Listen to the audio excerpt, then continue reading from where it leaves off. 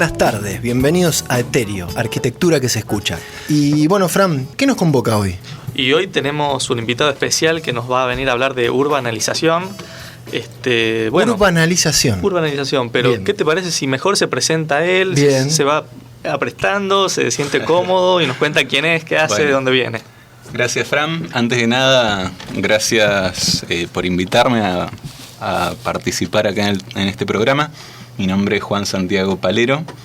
Estoy haciendo una investigación en realidad sobre arquitectura participativa, pero hablando con Fran en algún otro momento le conté sobre este tema que estaba como siguiendo de cerca, la urbanalización, y me parecía como interesante venir a compartirlo acá, a Carlos Paz y en este programa, que como me decía Fran, como está orientado a tratar de hacer una cuestión no solamente cerrado en la arquitectura, sino también intercambiando con la sociedad toda y abordando los problemas más profundos de la ciudad.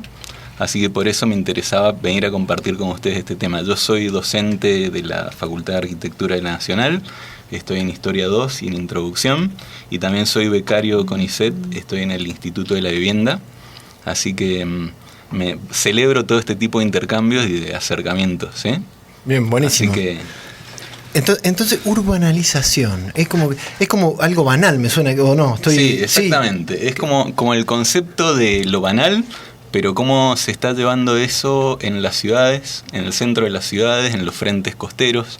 Ya que estamos en Carlos Paz, también es interesante abordarlo desde ahí.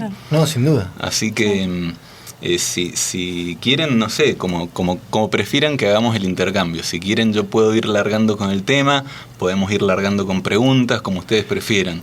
El concepto no es mío, te aviso. Ah, ¿no es tuyo? ¿De quién es entonces? Empecemos por ahí. El concepto, mira, es de Francesc Muñoz, un tipo que está en Cataluña. Él es, de alguna manera, está como muy influido por Saskia Sassen. Saskia Sassen es una de las que aborda el tema de las ciudades globales, ¿sí? Pasa que las ciudades globales, viste, que siempre se abordan desde el punto de vista de los procesos que van atravesando las ciudades. Lo que hace Muñoz es ver cómo esos procesos en realidad van a confluir en una forma o en un paisaje de ciudad, ¿me entendés? Entonces es interesante porque logra como hacer que confluyan dos vertientes diferentes, una vertiente como muy teórica y una de más análisis formal de la ciudad. Este personaje, ¿geógrafo? Estoy confundido. Geógrafo.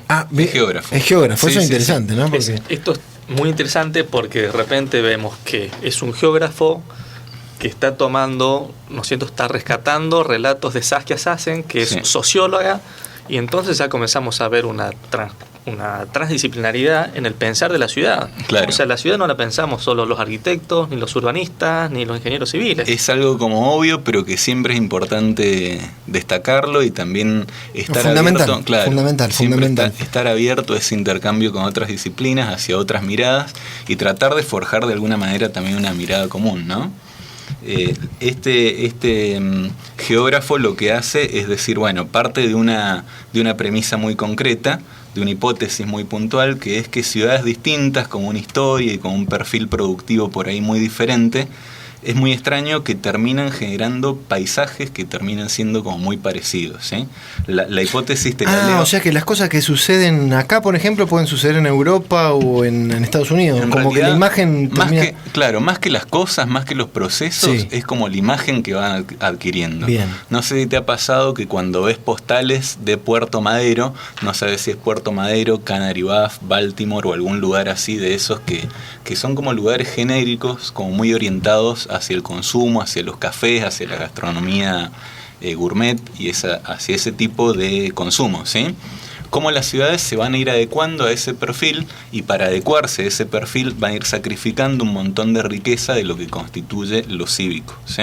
Bien. Ese es como el concepto más Cuando decimos general. Lo cívico, ¿qué sería? Y algo interesante que hace Francesc Muñoz es separar lo urbano, la URBS de la ciudad, del concepto de ciudad, del simbolismo que tiene la ciudad. Por un lado está la URBS, que es como la forma más física de la ciudad, y por otro lado está la Quibis, que es el sentido de pertenencia hacia esa ciudad, ¿sí? O sea que por un lado estarían, yo para entenderlo. Es una división conceptual que hace, ¿sí? Es una abstracción, ¿no? Claro. Realmente están las dos cosas como muy atadas, ¿sí? lo que está diciendo, esa división que hace le permite hacer como unos avances como mucho más en concreto, ¿sí? Trata de ver cómo esas ciudades globales, como las ciudades que nosotros conocemos como ciudades globales, van a ir adquiriendo una fisonomía muy similar, ¿sí? Yo para hablarlo siempre trato de comentar como cuáles son esas dos variantes teóricas, esas dos corrientes, por un lado lo teórico y por un lado lo formal. Dentro de lo teórico están los dos procesos que atraviesa la ciudad ahora, que es como muy, muy marcados, que es una dispersión y una concentración, ¿sí? Parecen como dos procesos contrapuestos y que en realidad van de la mano. Si querés lo podemos profundizar un poco, ¿sí? Sí. Con el tema de la dispersión de la ciudad, creo que es algo que se habla mucho y que lo padecemos lo padecen en Carlos Paz y lo padecemos en Córdoba. Esta dispersión de la ciudad cada vez más fragmentada, que adquiere como porciones de campo cada vez más grandes para hacer una especie de grumo urbano, así un continuo urbano bastante parecido, que no tiene fisonomía de centro. ¿Qué sería fisonomía de centro? Y en realidad es como hay una expansión de flujos de la ciudad, como podría ser el transporte, las comunicaciones. Nos desparramamos así, de manera como atontada, así. Nos desparramamos. Es un fenómeno que acá lo vemos sobre todo desde el punto de vista de la vivienda. La gente que se va a vivir a barrios cerrados o incluso ni siquiera a barrios cerrados, pero a conurbaciones de la ciudad cada vez más distantes y que para ir a su trabajo tienen que atravesar como grandes recorridos para llegar. Tiempo de commuting que tienen, un tiempo de commuting cada vez más grande, ¿sí? No solo digo el tiempo, sino la inversión en desarrollo en infraestructuras, ¿no? Porque recordemos que a mayor crecimiento de la mancha urbana, claro, hay que llevar el agua para allá. De todos modos, también muchas veces una cosa que yo destaco es que eso que siempre denunciamos los arquitectos a nivel de la vivienda, en realidad es un proceso que está como muy relacionado con la forma, con un cambio que se dio en el modo de producir, ¿sí? En la producción en general, te digo, en la producción de productos.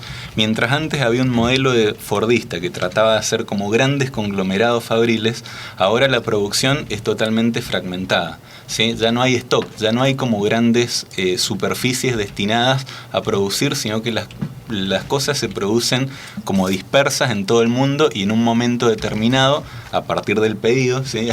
Es como que se ensambla en un punto determinado para ahí emprender camino hacia el destinatario, hacia el consumidor final, ¿sí?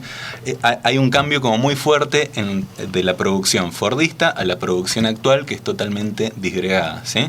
Ese cambio de producción va a tener como una fisonomía, va a dar como resultado una fisonomía muy particular de la ciudad, que es una ciudad también disgregada.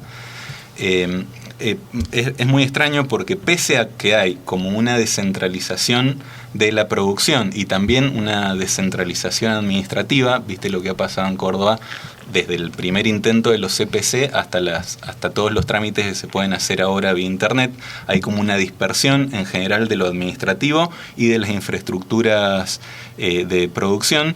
Pero, sin embargo, este proceso de dispersión va a ir como acompañado de un proceso muy fuerte de concentración.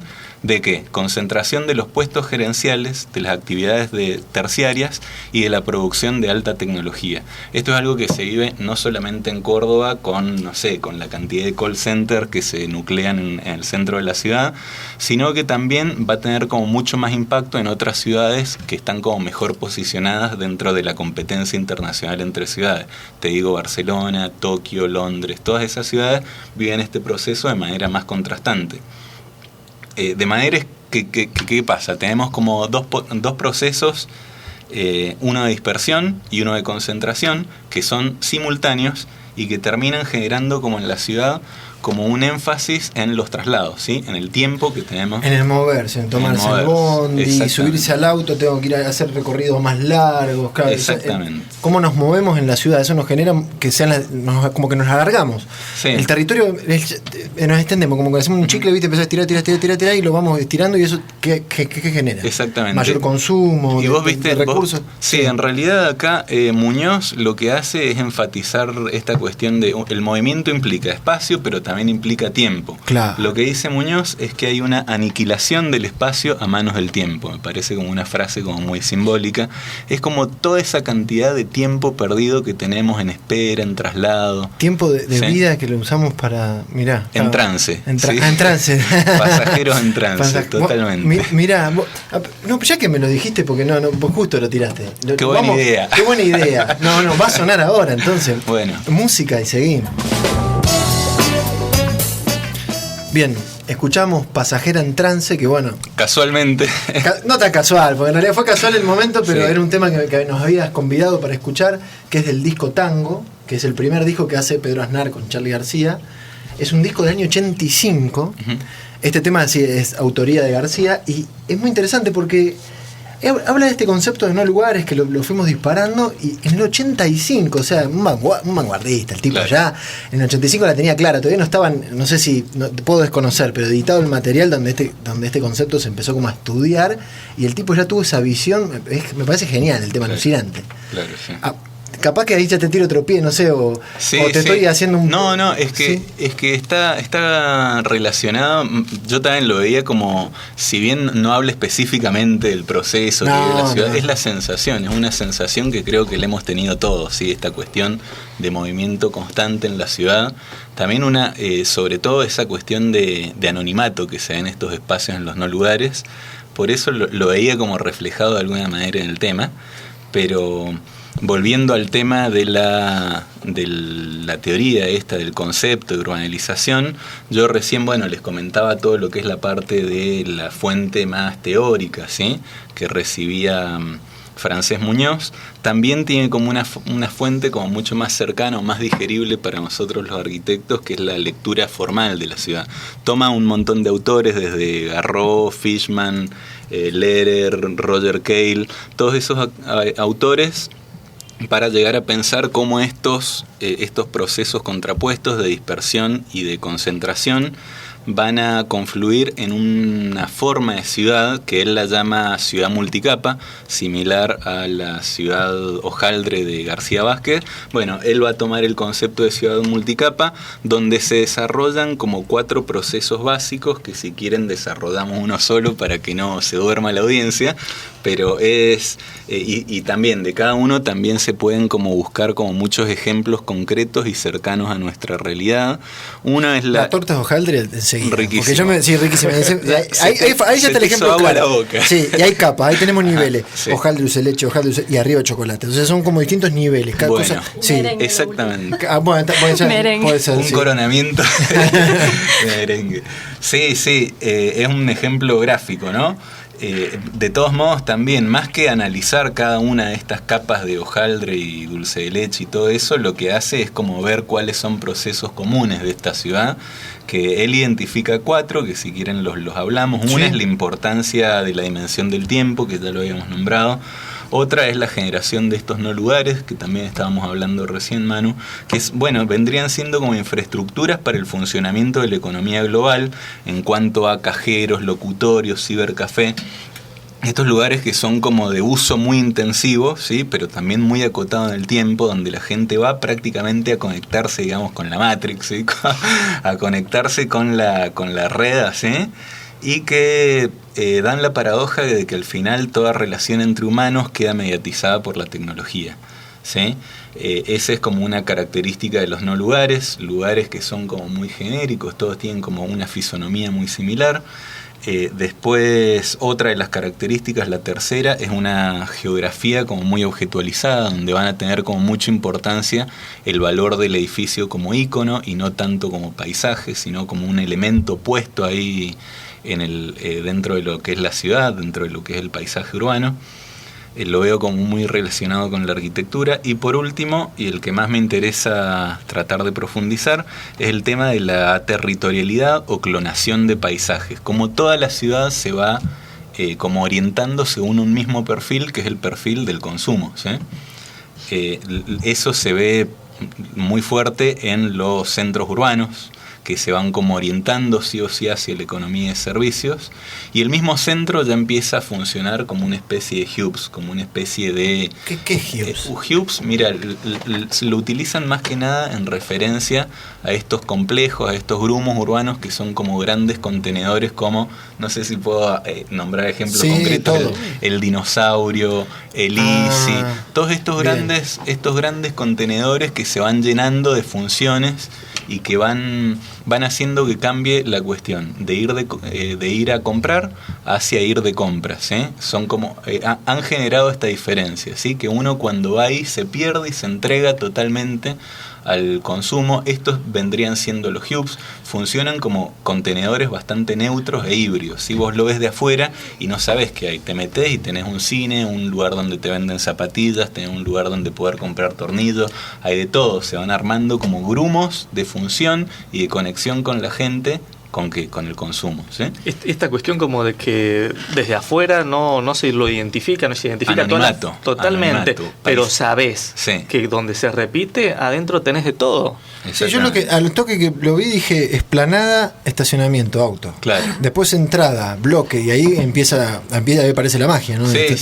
Y esta otra cosa, ¿no? Que vos marcabas la diferencia entre comprar e ir de compras, ¿no? Claro. Porque hay una diferencia de necesidad. De todos modos, lo que marca lo que más le asusta a Francés Muñoz, y creo que a mí también, es que estos en un principio todos los shoppings y todos estos grumos urbanos, los hubs, se trataban de emular, trataban de imitar a la ciudad. Viste que le ponían como puentecitos, palmeras, luminarias, tratando de semejar lo que era el centro de la ciudad. Bueno, ahora ha comenzado a pasar un fenómeno inverso, que es que el centro de la ciudad va tomando la fisonomía o la imagen de estos shoppings, ¿eh? Fíjate lo que pasa, por ejemplo, con la Plaza España de Córdoba, no sé, algún ejemplo más cercano a Carlos Paz, pero la Plaza España de Córdoba, cuando es Navidad, se decora todo según con una estética muy similar a la de los shoppings, ¿eh? Esta cuestión de los regalos gigantes, el árbol de Navidad, un Papá Noel gigante también, todo ese tipo de cosas hacen que de repente la ciudad, que es símbolo de otro tipo de intercambios como mucho más complejos, queda totalmente simplificada según una vocación estética única que es, no sé, la banalidad. Tal cual la banalidad. Es la tematización de la ciudad tiene que ver con esto, con decorar la ciudad a partir de un tema. No es algo que le pasa solamente a los centros, ¿eh? También algo que se repite, un destinatario como recurrente la urbanización son los frentes costeros, ¿eh? No sé cómo es la situación acá en Carlos Paz. No, acá llegás por la San Martín y empiezan a ver palmera. Y luces. Y lucecita casi queda muy lindo. No, yo no voy a decir que porque queda bueno, o sea, la luna, no lo voy a negar, pero sí tiene esa imagen, entonces ya entras así, esa es la entrada. Claro. La entrada desde... Porque bueno, no es la única entrada a Carlos Paz, es quizá una de las entradas. Recordando que las palmeras lejos están de ser un árbol autóctono, ¿no? Claro. Totalmente. Pero sí me llama la atención porque tenemos nosotros una gran costa del lago San Roque que de alguna manera nos representa, ¿no? Turísticamente hablando. Sí, entonces, pero no sé si el frente costero, que quizá el ejemplo más paradigmático del de Buenos Aires, que es el de Puerto Madero, ese es más claro. Acá en Carlos Paz suceden otras cosas en el frente costero, porque hubo una apropiación de la costa posterior. Incluso hay un fenómeno muy, muy raro, porque ahora en la costanera de Carlos Paz todas eran vivienda, ¿no? El uso que se daba era de vivienda y algún que otro hotel. Privada. Sí, y ahora de pronto empezó a aparecer, que en realidad funciona muy bien, un montón de situaciones de restaurantes, bares, claro, con ese frente, pero creo que el frente costero que tenemos nosotros es distinto, claro. No podríamos usarlo como ejemplo, suceden un montón de otras cosas. Sí, no, la paradoja que se da también en Puerto Madero es que son lugares públicos, ¿sí? Solo que es un lugar público muy orientado a un sector muy acotado de la sociedad, ¿sí? Y que más, ni siquiera te digo de la sociedad, sino también a un usuario, que en realidad Francés Muñoz lo desarrolla muy bien, que es el territoriante, que es aquel que consume la ciudad a tiempo parcial, ¿sí? Dentro de eso se involucran, o sea, ¿qué contemplarían los territoriantes? Los los turistas y también gente que está como de paso haciendo tiempo en la ciudad, ¿sí? Entre un trabajo y otro te queda un sándwich de tiempo, bueno, te vas a mirar las palomas de Puerto Madero. Y un sándwich literalmente. Un sándwich, sí, sí. Te vas a comer no sé si a Puerto Madero te podés ir a comer un sándwich, pero es esa forma de uso del espacio, ¿sí? Como muy acotado y en el tiempo, muy acotado en el tiempo. Después, vos decías de esto de las luces acá en los ingresos de Carlos Paz, y se me ocurrió también contarte un poco de dónde surge el término urbanalización. En realidad él Francés Muñoz toma un filósofo que se llama José Luis Pardo, que define la banalidad en términos generales, ¿sí? A nivel social, tanto un producto como cualquier cosa, te diría esta música. ¿Nos puede hacer banales a nosotros? ¿La ciudad nos hace banales o no? No sé, qué pregunta.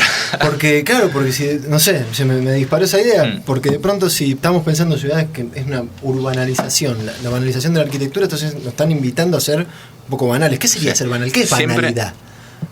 Bueno, eso, a ver, dos preguntas diferentes. No, pero a ver, la primera me interesa muchísimo. Yo creo que hay siempre un proceso de reflejo entre lo que es la sociedad y la ciudad.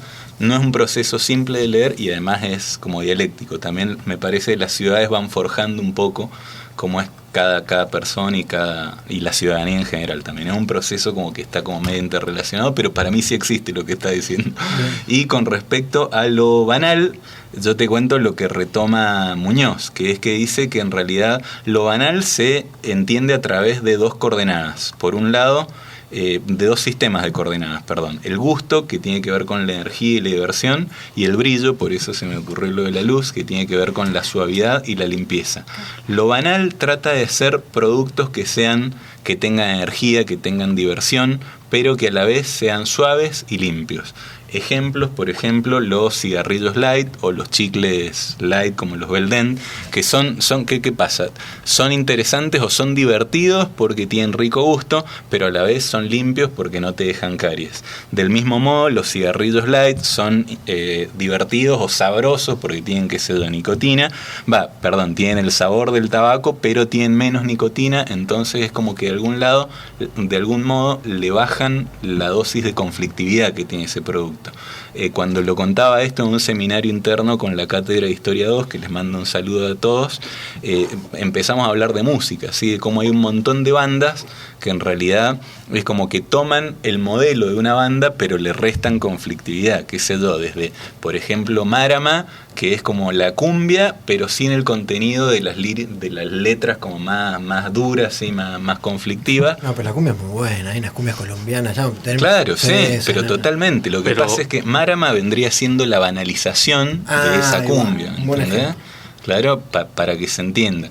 Los tambores los dejan de lado, la lírica y la letra, y más que nada yo lo veía más que nada por la letra, pero puede ser musicalmente también. Claro, porque por la letra capaz que te está refiriendo más a la cumbia villera que a la cumbia colombiana. No, pero yo la cumbia villera. Pero también la cumbia colombiana. Pablito Lescano yo también. La cumbia colombiana también es como muy interesante y tiene algunas letras que son medias machistas, medias fuleras, pero y en cambio los de Márama, no sé. Con otra sutileza. Claro, con otra sutileza. Como más vacío, capaz. Más banal. Entonces banal está asociado con algo. Eso. Sí, de ahí toma el término. ¿Sí? Lo que pasa es que en el urbanismo banal sí se da como lo mismo. Son lugares brillantes, limpios, enérgicos, pero suaves. Es decir, sin la arbitrariedad de la vida cotidiana. Todo elemento que te pueda generar algún conflicto en el paisaje lo borran totalmente. Desde la gente pidiendo hasta una protesta social, hasta un graffiti medio jodido, una banda tocando en vivo y rapeando y haciendo cualquier cosa, bueno, tratan de sacarlo y son todas actividades que son como muy programadas. Vos vas a Puerto Madero y ya sabés que te va. Ahora te aflojan el pensamiento, porque si no te dejan, esa ponerte en crisis es fundamental para poder, aunque sea, claro, no sé, razonar. No solamente el pensamiento, ¿no? Sino en una cuestión cultural, porque de repente estamos atravesando ciudades globalizadas. O sea, también podemos viajar para ver un un paisaje similar al que tenemos aquí. Sí, y también eso es extraño. Hay gente que se recorre el mundo y se ha tomado un café igual en todos lados. Eso es extrañísimo. De la misma marca. Claro, por eso es que eran los bodegones. Si uno viaja tiene que ir a esos recovecos. Totalmente. Al mercado, Al mercado. No, pero sucede al mercado. ¿Puedo mandar un saludo? Sí. Porque hablando del mercado, yo tengo un almacenero. Uno tiene que tener un almacenero de confianza. Fundamental. Sí. Siempre. Y no solamente eso, sino que escucha el programa. Y hoy estábamos charlando y le mando César. Le mando un saludo acá. Yo me escucho, porque después de que lo escucho empezamos, viste, a compartir, ¿no? Y de los temas que hablamos. Y es una persona muy copada que también me fía. No, en serio, porque yo voy al supermercado. Voy al supermercado y no me fían. Es una especie en extinción. No, pero es un copado. Aparte, es un copado. Así que le mando un abrazo enorme. Bien merecido, no solamente porque se fía, sino porque eso significa confianza. Claro. Sí, no, pero es un vecino más, somos un vecino más. Perdón que lo meta, nada que ver con esto, pero muy, muy interesante. También hay un libro de James Jacobs que habla, James Jacobs trata de reactivar la vida en las ciudades y habla de arquitectura en concreto, pero sin embargo tiene casi todo un libro tratando de recuperar esta economía así de pequeña escala contra estos grandes monopolios. ¿Sí? Claro, porque si vos vas y le compras a César, por ejemplo, que está al frente de la olla, el tipo no solo que tiene buenos precios, sino que vos empezás a ayudar al barrio, porque entonces es una economía social. Ella lo que dice es que tampoco es una cuestión de samaritano, sino que probablemente vos, Manu, vas, le comprás y el tipo mañana te encarga un proyecto para que le cambies el baño, por ejemplo, ¿sí? Para que le hagas una refacción. Entonces es como que la plata queda en un circuito que a vos también te retroalimenta. Claro. Es como que no lo haga la gente por beneficencia, ¿sí? Que piense que realmente eso de algún modo le ayuda a ellos. ¿sí? Sin duda. Sí. Y también podés ir al súper, porque hay cosas que uno va a hacer, ¿no? Una cosa no quita la otra. Claro, sí. Es como que la gente está en tus redes y va progresando, también en algún momento te va a ayudar a vos y va a ser como una cosa más. Muy bien. Eso es lo que dice James Jacobs. Yo confío en eso. Yo también, seguro, confío plenamente. Aprovechando la ola de saludos y antes de retomar el tema, le mando un abrazo acá al colega Santiago Casis, que nos está escuchando junto a Carlos desde Córdoba. Uh-huh. Bueno, yo tengo muchos saludos de gente. Mandamos luego. Bueno. Saludos a la familia, a los amigos en general. Ahora sí, vamos a ir un poquito de música y seguimos conversando. Bien, ¿qué escuchábamos recién? Escuchábamos un tema de Radiohead, Let Down se llama, sí creo que Let Down. La temática del tema es muy similar al de Charly García en cuanto a esta sensación de anonimato y de constante paso que tenemos, que al final termina generando como unas situaciones así personales a nivel sensación de bastante presión y depresión, te diría, ¿sí? Pese a la liviandad de los intercambios que hay en la sociedad, quizás esa misma liviandad es la que termina generando una situación de presión sobre los individuos. Bien. Por eso los había sumado esos dos temas, sugiriéndolos pasar acá. Clarísimo. Me gusta que sean tan copados. Sí, a mí Radiohead me gusta, lo que pasa es que viste, como que entras en trance. Ajá. Pero en trance es como, me gusta, pero que tiene ese lado medio bajonero. Me gustaba que también el tema como que termina muy arriba, así en la parte de la letra también habla como una situación de liberarse de todas esas dependencias, que me parece como muy interesante. Buenísimo. Por eso termina un poco más arriba. También lo pensé, no iba a traer Pyramid Song porque se nos dormía la audiencia. Claro, no, está clarísimo. Pero bueno, era por eso, ¿sí? Sí. Y si quieren retomamos lo que veníamos hablando de cuáles serían características de esta ciudad multicapa. Había hablado de la importancia de la dimensión del tiempo, los no lugares, la geografía objetualizada y la tematización de la ciudad. Después desarrolla bastante bien qué es esto de la tematización de la ciudad, que también podemos poner ejemplos. Lo ve como que para que se tematice la ciudad, para que tome como un mismo perfil, se van a necesitar como 4 cualidades. Por un lado, el peso de la imagen como factor principal de la ciudad, un trabajo muy ajustado sobre la imagen. Después el requerimiento excesivo y simbólico de la seguridad. Por otro lado, pensar en playas de ocio, pensar los espacios de la ciudad como playas de ocio, y por otro lado el consumo del espacio a tiempo parcial. Ya hablamos un poco de los multiplex, de estos hubs que se armaban en la ciudad, y quizás me gustaría como profundizar un poco en esto de la imagen de la de la ciudad, y también sobre las playas de ocio, o sea, sobre la primera y tercera la tercera cualidad. Si quieren largamos con eso. Perfecto. ¿Sí? Métale. No, con respecto a la imagen, bueno, hay como un ejemplo muy concreto de cómo se empieza a diseñar la imagen de la ciudad. Ya no es solamente el perfil, la cuestión visual, ¿sí? Desde dónde mirar la ciudad, sino que se empiezan a pensar logos, lemas, e incluso se trabaja sobre el perfil, sobre el sentido de pertenencia de la ciudad. El ejemplo más concreto que te decía es el del famoso lema de I Love New York, que ahora lo vemos en todas las remeras, todas las gorritas y todo. Se contrató gente especializada en diseñar ese sentido de pertenencia. Es cada vez como más abstracto el trabajo que se hace en equipos que buscan generar una imagen de ciudad.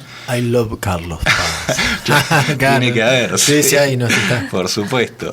Nosotros es como que recibimos esos coletazos también, claro. Porque es muy loco que en Córdoba no hay un Puerto Maderos, pero sí tenés un Buen Pastor, que es como una evocación con menos recursos quizás de ese tipo de espacialidades. Acá no sé cuál es el ejemplo. No, recién lo hablábamos, pero en la costanera zafamos. Sí, zafaron. Por un error de asentamiento de esa costanera paralela. Ajá. Sucedió, ya lo hemos hablado en el programa, sucedió algo maravilloso.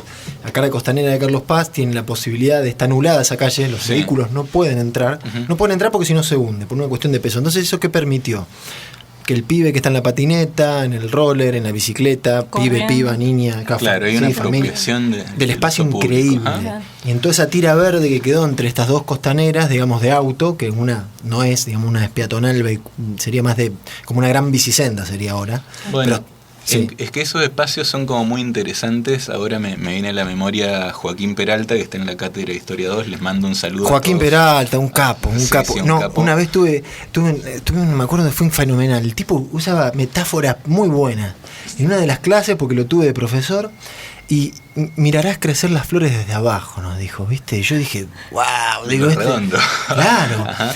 Y estamos tienen todos los profes de ahí de Historia 2, la verdad que es una cátedra. No es que esté pasando. ¿Él está en Historia 2? Tengo mucha suerte, me considero. No estoy a la altura. Claro. Estoy seguro que no estoy a la altura de esa cátedra, pero tengo la suerte de por ahí ir escuchando esas cosas. El ejemplo que ponía Joaquín es con respecto a la Isla de los Patos en Córdoba, que también es un espacio sin la infraestructura que uno dice, bueno, lo que te garantiza vida, que haya comercios alrededor. Quizás no tiene toda esa infraestructura, pero sin embargo hay un uso de la gente y una apropiación, y hay como redes a nivel comunitario que le están dando un uso como muy intensivo y la verdad que bastante sostenido en el tiempo, que son como lugares muy interesantes y que por ahí no ha estado la mano mágica de los arquitectos y los urbanistas en empezar un gran proyecto, y gracias a eso es que la gente se los ha terminado apropiando. Totalmente. Por errores, ¿no? Claro, no sé qué va a pasar cuando alguien le vea la beta económica y se ponga ahí un shopping enfrente de la Isla de los Patos o un shopping enfrente de la costanera. Bueno, ojalá que eso no suceda y que seamos lo suficientemente conscientes como para impedirlo. Ojalá que no suceda y que la apropiación de la gente se mantenga, ¿no? Porque bueno, eso es lo que hace un espacio de un espacio realmente. Sí. El tema del trabajo de la imagen de la ciudad y que eso quede en manos de especialistas del marketing es un peligro, ¿sí? Eso Francés Muñoz lo relaciona con el fenómeno de la brandificación de la sociedad en general. Cómo la sociedad va siendo cada vez más dependiente y cada vez se va constituyendo una presa cada vez más fácil de las marcas, de las grandes marcas. Él va a tomar los trabajos de Naomi Klein, de Alisa Quart, que tiene un libro muy interesante que se llama Branded, y va a mostrar cómo las marcas se han apropiado de procesos sociales, pero también de la ciudad, ¿sí? Va a nombrar como ejemplos muy concretos en los cuales, que después si quieren los vamos a ampliar. Ahí nombra, por ejemplo, un evento que se hizo en Lisboa, un evento de arquitectura, ¿sí? Que en realidad lo financió Galp, que es una petrolera, y Galp a cambio lo que hizo fue decorar toda la plaza del comercio, que es la plaza más simbólica de la ciudad, con barriles, con tachos de petróleo, y como diciendo, bueno, esta ciudad nos pertenece. Es como un símbolo bastante fiero. A mí me recordaba cuando tuvimos durante mucho tiempo, no sé si un año, pero prácticamente el Cabildo tapado con una publicidad de Fiat, que a cambio se comprometía a hacer unas refacciones. Son como momentos en que las marcas se meten y se apropian del espacio público.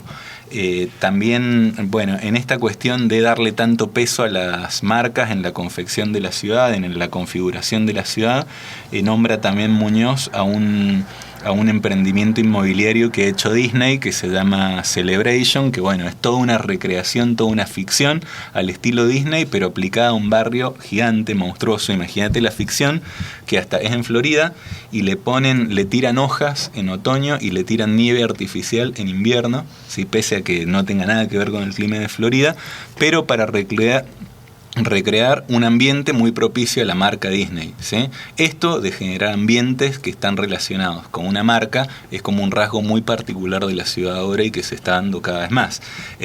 También con Joaquín hablábamos del ejemplo de Potsdamer Platz, ¿sí? En Berlín, que es una porción que antes era pública, sin embargo, a través de una concesión de que le permiten hacer una excepción dentro de la regla a Sony, que genera un supuesto espacio urbano, ¿sí? Pero en realidad es un espacio privado, se llama el Centro Sony, ¿sí?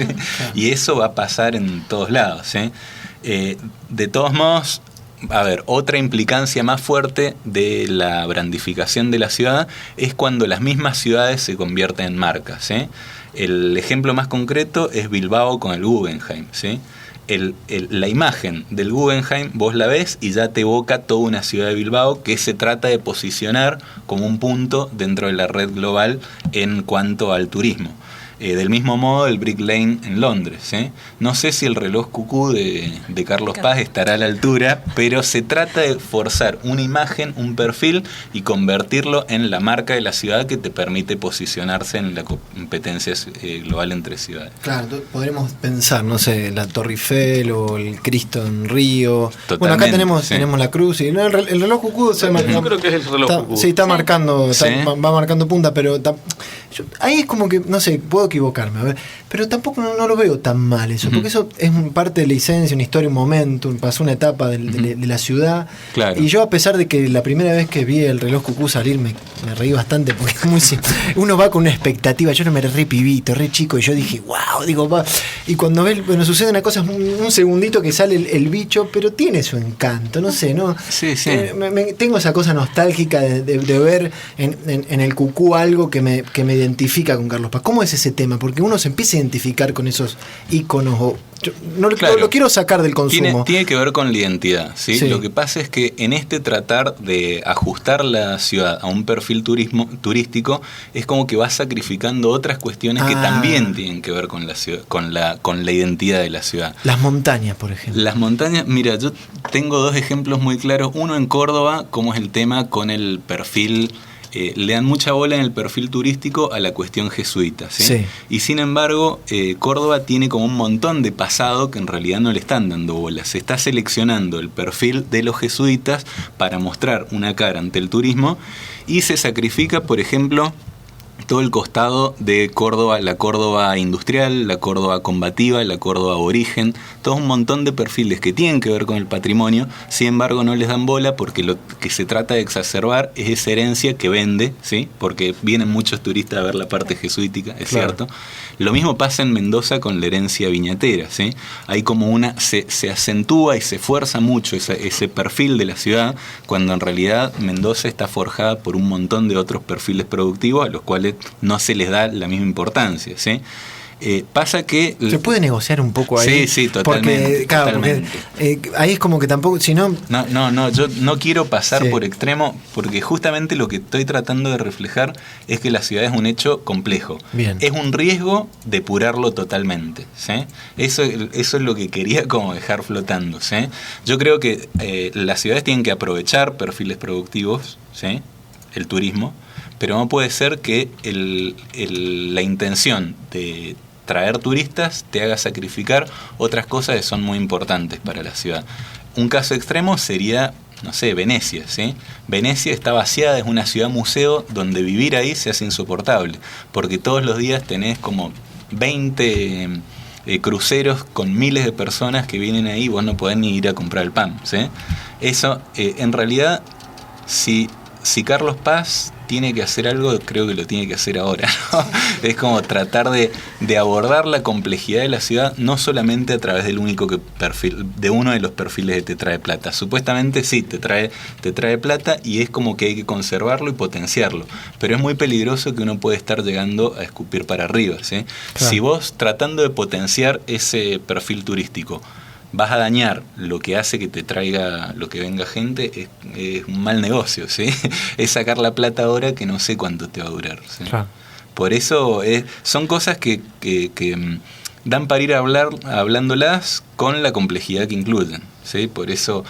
Ese es el riesgo de la tematización. Y ahora vuelve esto que arrancamos al principio de la interdisciplinaridad. Bien, sí. Ahí te tengo justo. Que no sea solamente manos de los especialistas en marketing, ¿sí? Bueno, pues podemos incluirlos. Vamos a incluirlos también, no los saquemos. No, totalmente. Pero podemos ir negociando esa idea. Bueno, están los arquitectos, geógrafos, trabajadores sociales, psicólogos, sociólogos, un montón de gente que puede aportar y sumar y bueno, vamos discutiendo. Entonces el de marketing te va a tirar una que va a decir y no, o capaz que tiene, ojo, ¿no? Porque algunas cosas pueden ayudar a potenciar en función de un contenido que no sea banal. Sí, por supuesto. Darle sustancia a eso y ahí sí explotarlo porque sí, es una de las matrices económicas. Carlos Paz vive del turismo, sí, no es la única, pero bueno, es como el sí.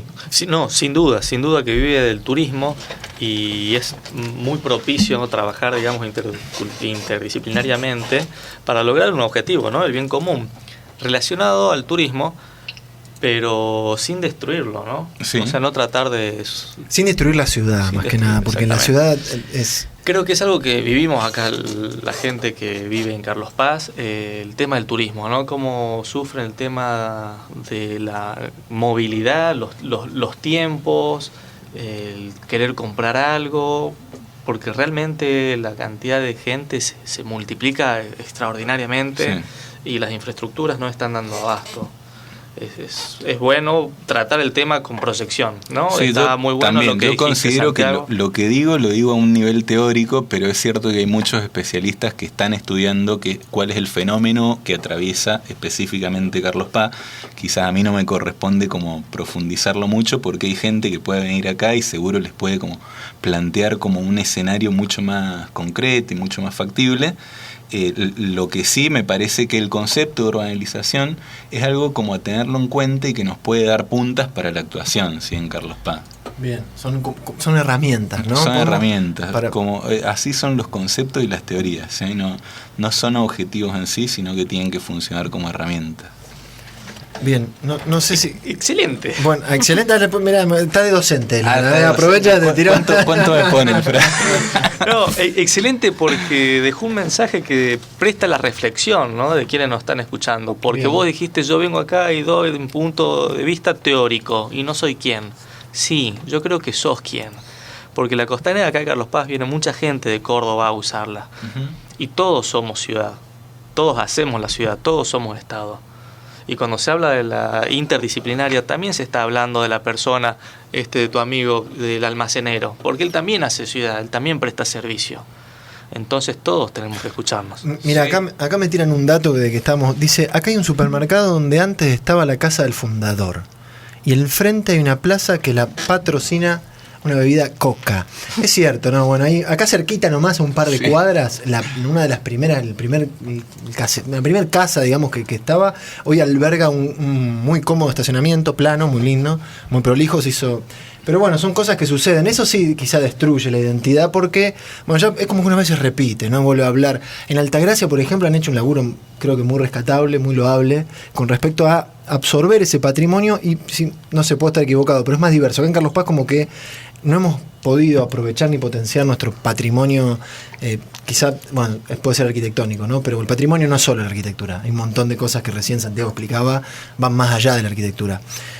Santiago. No, pero por supuesto, Carlos Paz para mí tiene cuestiones pero hermosas, es una ciudad increíble y que por ahí cuesta tratar de imaginársela en un futuro, ¿sí?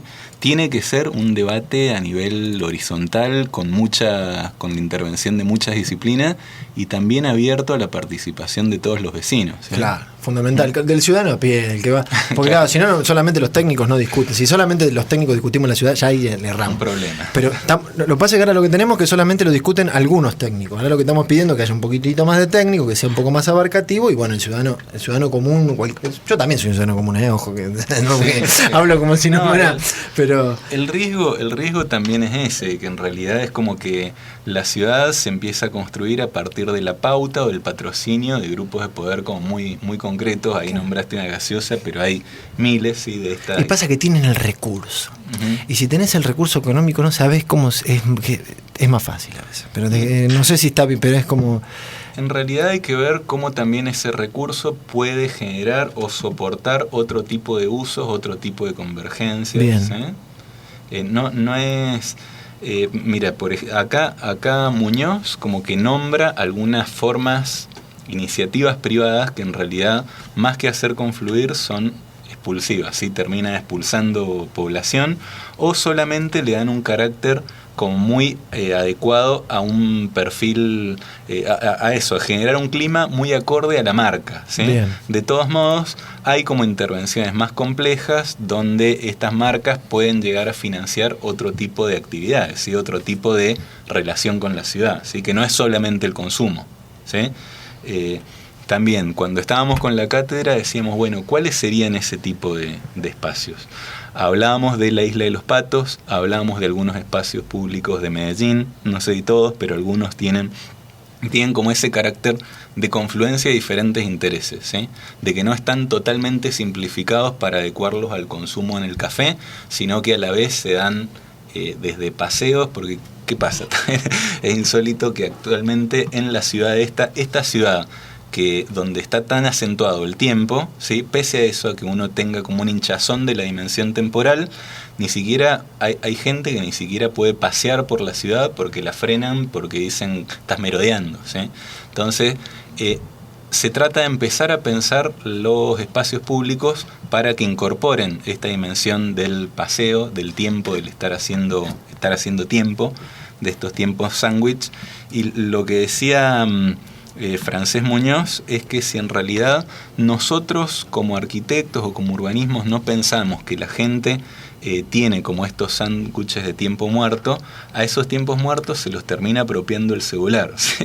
Los termina la gente utilizando conectada a alguna de las pantallas, lo que habla de generar una geografía de los tiempos muertos, ¿sí? En lugar de los no lugares, de la ciudad de los flujos, estrategias de lentitud, ¿sí? Con eso como que concluye toda la visión del libro de la urbanización. Esas son las sugerencias: priorizar lo público, lo contextualizado, en contra de un espacio más estandarizado y simplificado. El espacio de todos también suena... Pero no, Santiago, te quiero agradecer. No, gracias a ustedes nuevamente por la invitación. ¿Tuviste cómodo? Sí, los mates espectaculares. Perdón que siempre dejo el mate en el lugar equivocado. Bien. Pero muchísimas gracias, me encanta haber venido acá. Gracias a Manuel, Guadalupe, Fran, Augusto, que es el que permite que esto salga al aire. Sí, Augusto nos conocemos de algunos asados. Bien ahí, hay confianza. Bueno, sí.